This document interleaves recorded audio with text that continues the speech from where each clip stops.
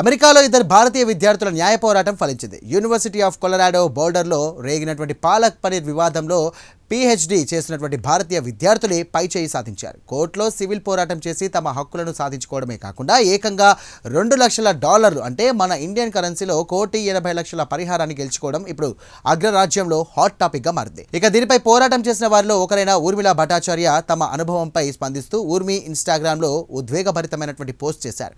ఈ ఏడాది తాను ఒక పోరాటం చేశానని, తన చర్మం రంగు తన యాసతో సంబంధం లేకుండా తనకు ఇక నచ్చిన ఆహారం తినే స్వేచ్ఛ కోసం తాను పోరాడారని, అన్యాయం ముందు తన తల వంచలేనని ఆమె రాశారు. ఇక ఈ వార్త సోషల్ మీడియాలో వైరల్ కావడంతో వివక్షపై గలమెత్తినటువంటి ఈ భారతీయ విద్యార్థుల ధైర్యాన్ని నెటిజన్లు ప్రశంసిస్తున్నారు. మరి అమెరికాలోని ఓ ప్రముఖ యూనివర్సిటీ మెడలు వంచినటువంటి పాలక్ పనీర్ వివాదం ఏంటో తెలుసుకోవాలంటే లెట్స్ వాచ్. భారతీయ విద్యార్థులు ఆదిత్య ప్రకాష్, ఊర్మి భట్టాచార్యలు కొలరాడో విశ్వవిద్యాలయంలో పీహెచ్డీ చేసినటువంటి సమయంలో 2023లో ఈ పాలక్ పనీర్ వివాదం చోటు చేసుకుంది. ఆదిత్య ప్రకాష్ తన లంచ్ బాక్స్లో పాలక్ పనీర్ తెచ్చుకున్నాడు. దాన్ని డిపార్ట్మెంట్ ఆఫ్ మైక్రోవేవ్లో వేడి చేసేందుకు పెట్టారు. అప్పుడు యూనివర్సిటీ సిబ్బంది తీవ్రమైనటువంటి వాసన వస్తుందని, పాలక్ పన్నీర్ను మైక్రోవేవ్లో వేడి చేయొద్దని అభ్యంతరం వ్యక్తం చేశారు. ఈ ఆహారం ఘాటైన వాసన వస్తోందని, ఇకపై మైక్రోవేవ్లో దానిని వేడి చేయవద్దని లేడీ సిబ్బంది ఆదేశించారు.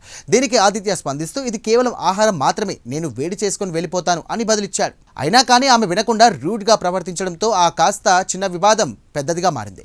ఆదిత్య మరియు అతని భాగస్వామి ఊర్మిళ భట్టాచార్య తమపై వివక్ష జరుగుతోందని ఆరోపించారు. దీనికి ప్రతిస్పందనగా విశ్వవిద్యాలయ యంత్రాంగం వారిపై ప్రతీకార్య చర్యలకు దిగిందని వారు కోర్టులో పేర్కొన్నారు. ఆదిత్యను సీనియర్ ఫ్యాకల్టీ పదే మీటింగులకు పిలిచి అతని సిబ్బందికి అభద్రతా భావం కలిగిస్తున్నారని ఆరోపించారు. ఊర్మిని ఎటువంటి వివరణ ఇవ్వకుండానే ఆమెను టీచింగ్ అసిస్టెంట్ పదవి నుండి తొలగించారు. పాలక్ పన్నీర్ ఘటన జరిగి 2 రోజుల తర్వాత ఊర్మి మరికొందరు భారతీయ ఆహారం తిన్నందుకు వారిని అల్లర్లను ప్రేరేపిస్తున్నారని యూనివర్సిటీ సిబ్బంది ఆరోపించింది.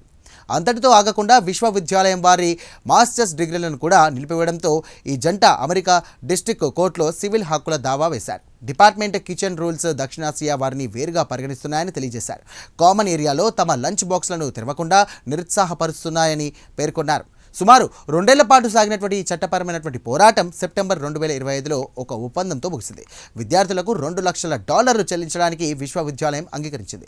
నిలిపివేసిన వారి మాస్టర్ డిగ్రీలను కూడా ప్రదానం చేసింది. అయితే భవిష్యత్తులో వారు ఆ విశ్వవిద్యాలయంలో మళ్ళీ చదవడానికి లేదా పని చేయడానికి వీల్లేదని రూల్ విధించింది. ఈ నెలలోనే ఈ జంటకు భారత్కు తిరిగి వచ్చారు. ఏదేమైనా వివక్షను సహించేది లేదని భారతీయ విద్యార్థులు ఈ సంఘటనతో రుజువు చేయడంపై నెటిజన్లు హర్షం వ్యక్తం చేస్తున్నారు.